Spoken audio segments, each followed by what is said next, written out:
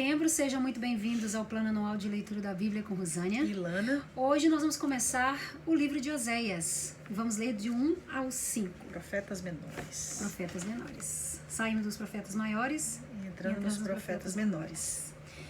Esta é a mensagem que o Senhor Deus deu a Oséias, filho de Beri, durante os reinados de Uzias, Jotão, Acaz e Ezequias, na terra de Judá, e de Jeroboão, filho de Joás, na terra de Israel.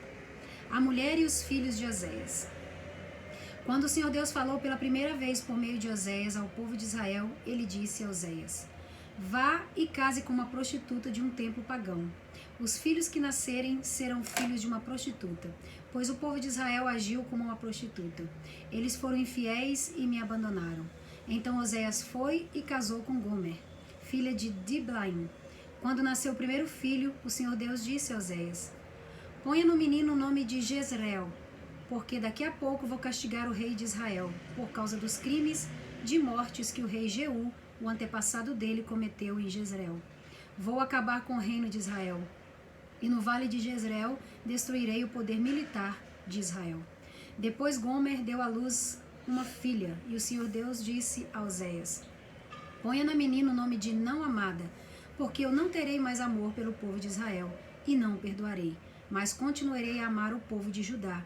Eu mesmo, Senhor, seu Deus, o salvarei. Porém, não farei isso por meio de guerra. Não usarei arcos e flechas, nem espadas, nem cavalos de guerras e cavaleiros. Depois que desmamou a filha, Gomer ficou grávida mais uma vez, e deu à luz a outro filho. E o Senhor Deus disse a Oséias: ponha no menino o nome de não meu povo, pois o povo de Israel não é mais o meu povo, e eu não sou mais o Deus deles. A futura grandeza de Israel. Um dia o povo de Israel será como os grãos de areia do mar. Será tão numeroso que não poderá ser contado nem medido. E no mesmo lugar onde Deus disse: vocês não são o meu povo, ali ele dirá: vocês são os filhos do Deus vivo. Os povos de Judá e de Israel se unirão e juntos escolherão um só chefe. Serão mais uma vez um povo poderoso e rico. Como será grande esse dia, o dia de Jezreel. Capítulo 2. Portanto, ponham nos seus irmãos, os israelitas, os nomes de povo de Deus e amados por Deus. A infidelidade de Israel. O Senhor Deus disse ao povo: acusem a sua mãe, façam denúncia contra ela, pois ela não é mais a minha esposa e eu não sou mais o seu marido. Peçam que ela pare de cometer adultério e que mande embora os seus amantes. Se ela não fizer isso, eu tirarei toda a sua roupa e a deixarei nua como no dia em que nasceu. Eu farei com que ela fique como um deserto, como uma terra seca, e ela morrerá de sede. E não terei pena dos seus filhos, pois são filhos de uma prostituta. Ela se entregou à prostituição e mostrou que havia perdido toda a vergonha, quando disse: vou buscar os meus amantes, pois eles me darão comida e bebida, roupas de lã e de linho, azeite e vinho. Portanto, vou pôr ao redor dela uma cerca de espinhos, e vou construir um muro na estrada, para que ela não encontre o caminho. Ela correrá atrás dos seus amantes, mas não os alcançará. Irá procurá-los, mas não os encontrará. Então dirá: vou voltar para o meu marido, pois quando vivia com ele eu era mais feliz do que agora. Ela não compreendeu que fui eu que lhe dei o trigo, o vinho, o azeite. Fui eu que lhe dei muitos presentes de prata e de ouro que ela ofereceu ao deus Baal. Portanto, quando chegar o tempo da colheita, eu tomarei dessa mulher o meu trigo e o meu vinho, e levarei embora as roupas de lã e de linho que tinha dado para ela vestir. Agora vou deixá-la completamente nua na frente dos seus amantes, e ninguém a livrará do meu poder. Acabarei com toda a sua alegria. Não haverá mais festas anuais ou festas mensais, nem as festas dos sábados, nem qualquer outra festa. Eu destruirei as suas plantações de uvas e as suas figueiras, que ela disse que recebeu como pagamento dos seus amantes. Só ficará mato, e os animais selvagens devorarão tudo. Ela me abandonou, adorou as imagens do deus Baal e queimou incenso como oferta a ele. Ela também se enfeitou com anéis e joias e correu atrás dos seus amantes. Por causa de tudo isso, eu a castigarei. Eu, o Senhor, estou falando. Deus ama o seu povo. Deus disse ao povo de Israel: vou seduzir a minha amada e levá-la de novo para o deserto, onde lhe falarei do meu amor. Ali eu devolverei a ela as suas plantações de uvas e transformarei o vale da desgraça em uma porta de esperança. Então ela falará comigo como fazia no tempo em que era moça, quando saiu do Egito. Mais uma vez ela me chamará de meu marido em vez de me chamar de meu Baal. Nunca mais deixarei que ela diga o nome Baal. Nunca mais se falará desse Deus. Sou eu, o Senhor, quem está falando. Naquele dia, farei um acordo com os animais selvagens, com as aves e com as cobras, para que não ataquem a minha amada. Quebrarei as armas de guerra, os arcos e as espadas. Não haverá mais guerra, e o meu povo viverá em paz e segurança. Israel, eu casarei com você, e para sempre você será minha legítima esposa. Eu a tratarei com amor e carinho, e serei um marido fiel. Então você se dedicará a mim, o Senhor. Naquele tempo, serei o Deus que atende. Atenderei o pedido dos céus, os céus atenderão o pedido da terra, dando-lhe chuvas. A terra responderá produzindo trigo, uvas e azeitonas. Assim eu atenderei às orações do meu povo de Israel. Plantarei o meu povo na terra prometida para que eles sejam a minha própria plantação. Eu amarei aquela que se chama não amada. Para aquele que se chama não meu povo, eu direi, você é o meu povo. E ele responderá, tu és o meu Deus. Oséias e a mulher adúltera. O Senhor Deus falou de novo comigo e disse: vá e ame uma adúltera, uma mulher que tem um amante. Ame-a assim como eu amo o povo de Israel, embora eles adorem outros deuses e lhes ofereçam bolos de passas. Fui e comprei a mulher por 15 barras de prata e 150 quilos de cevada. Eu disse: por muito tempo você vai esperar por mim. Durante esse tempo, não se torne prostituta, nem se entregue a um amante, e eu também esperarei por você. Será assim que os israelitas passarão muito tempo sem rei ou qualquer outro chefe, sem sacrifícios ou colunas do deus Baal, sem ídolos ou deuses do lar.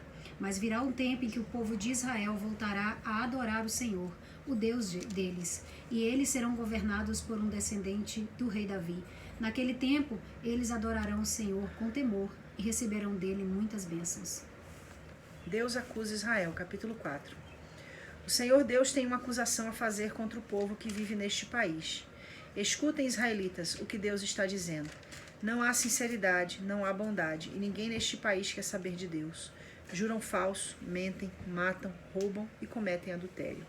Os crimes e os assassinatos aumentam, por isso a terra ficará seca, e tudo que vive nela morrerá. Morrerão os animais, as aves e os peixes. Deus acusa os sacerdotes. O Senhor Deus diz: não acusem, nem repreendam o meu povo.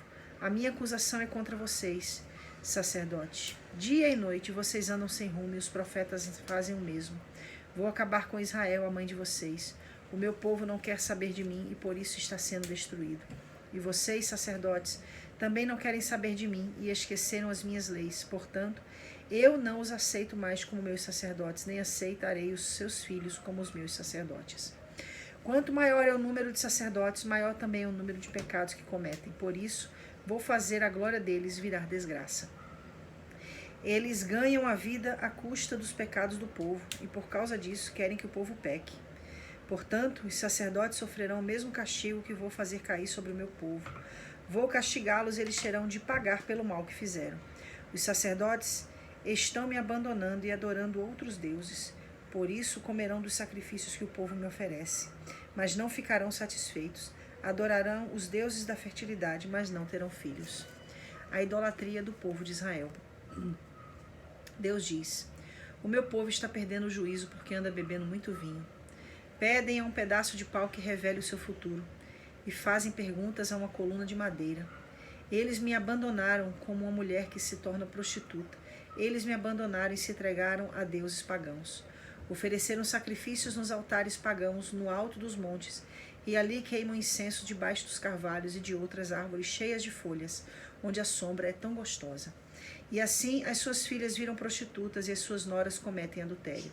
Mas nem por isso eu as castigarei, pois vocês, homens, têm encontros com prostitutas nos templos pagãos e vão com elas oferecer sacrifícios aos deuses pagãos. E assim um povo sem juízo caminha rápido para a destruição. O povo de Israel está sendo infiel a mim, mas espero que o povo de Judá não seja culpado do mesmo pecado. Não adorem em Gigal ou em Bet-Avém, nem façam ali promessas em nome do Senhor Deus que vive para sempre. O povo de Israel é teimoso como uma vaca brava. Não posso cuidar do meu povo como o pastor cuida das ovelhas no pasto grande. O meu povo se entrega à adoração de ídolos e não se pode fazer nada quanto a isso. Eles ficam embriagados e se entregam à imoralidade, levando assim uma vida de desonra. um vento os carregará para longe e ficarão com vergonha da sua idolatria. Prestem atenção, sacerdotes. Escutem, israelitas. Ouçam, gente da família do rei.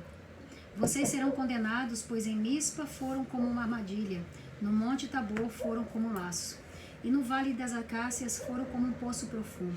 Por isso eu vou castigá-los. Eu sei muito bem o que os israelitas fizeram. Eles adoraram deuses pagãos e por isso estão impuros. Oséias condena a idolatria do povo.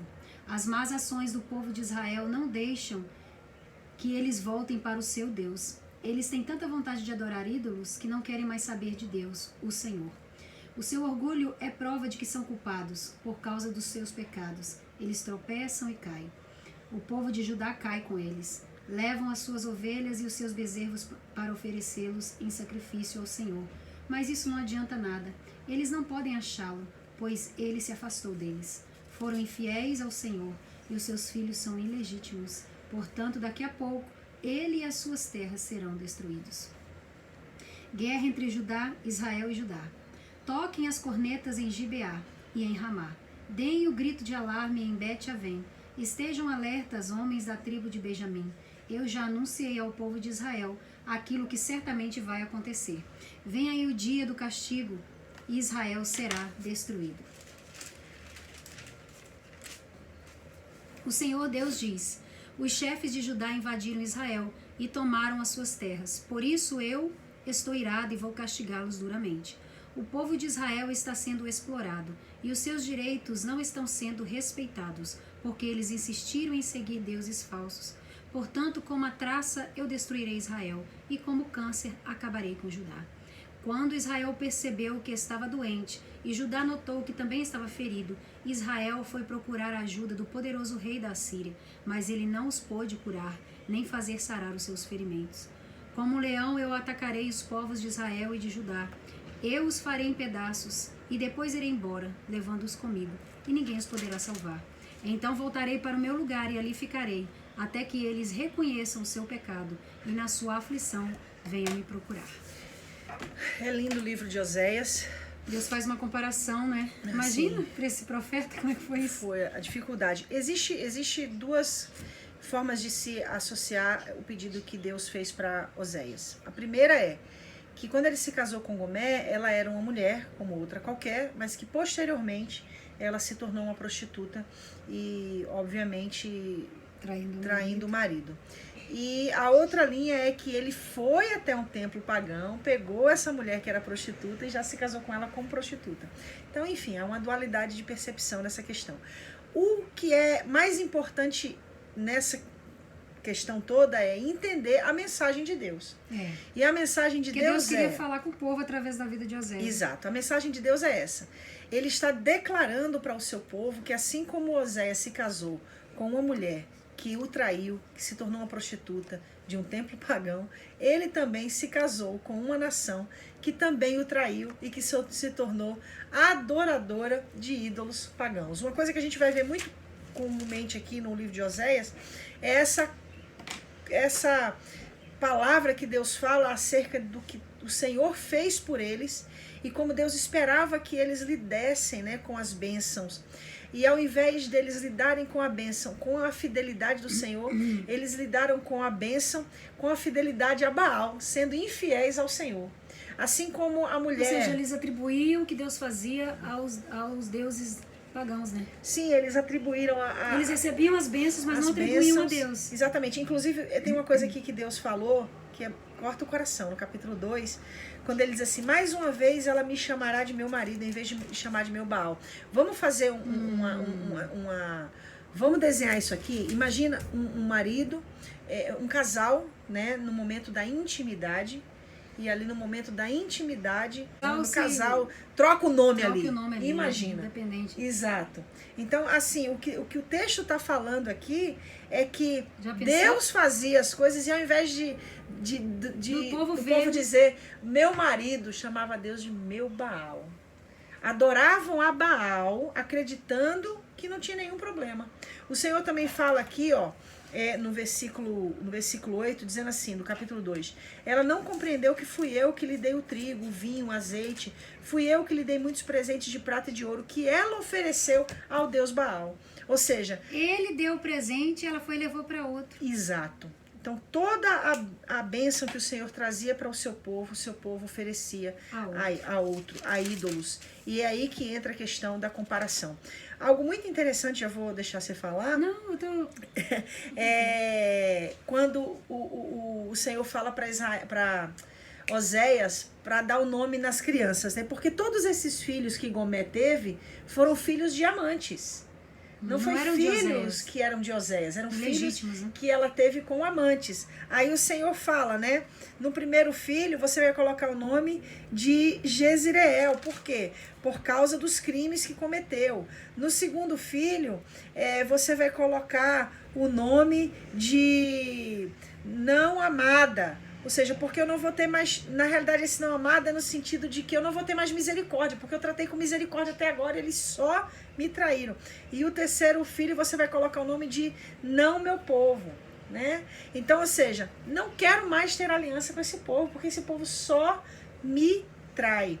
E aí eu vejo aqui no versículo 14, Deus declarando, depois de tudo isso, ele traz o plano de ação para reconquistar o seu povo. Olha que coisa linda. Versículo 14. Deus disse ao povo de Israel, vou seduzir a minha amada e levá-la de novo para o deserto, onde lhe falarei do meu amor, ou seja, onde lhe ensinarei a me amar novamente.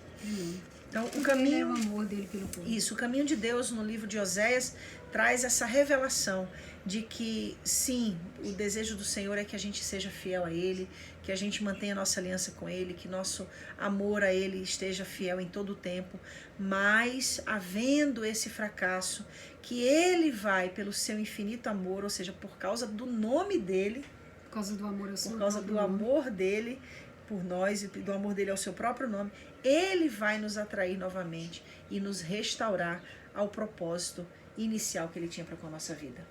E Deus demonstra, né, o tempo todo esse amor, né, construindo pontes, possibilidades, abrindo portas para que nós hoje, para que o seu povo, que somos nós hoje, nos dias de hoje, para que nós possamos estar, né, encontrando, né, estar vivendo para Ele, sendo fiel a Ele. Né? Então Ele está sempre buscando pontes para nos ajudar nas nossas fraquezas, né? Então a decisão sempre será nossa, como a decisão foi do povo de Israel e continua sendo, né, do povo de Deus hoje. E eu vou dizer um pouco mais, agregando o que você já falou. E Deus sabe como nos atrair para Ele novamente. Ele sabe. Isso é que é amor, hein? Ele sabe. Fica com essa palavra, que Deus te abençoe. Amanhã a gente continua em Oséias, do 6 ao 10.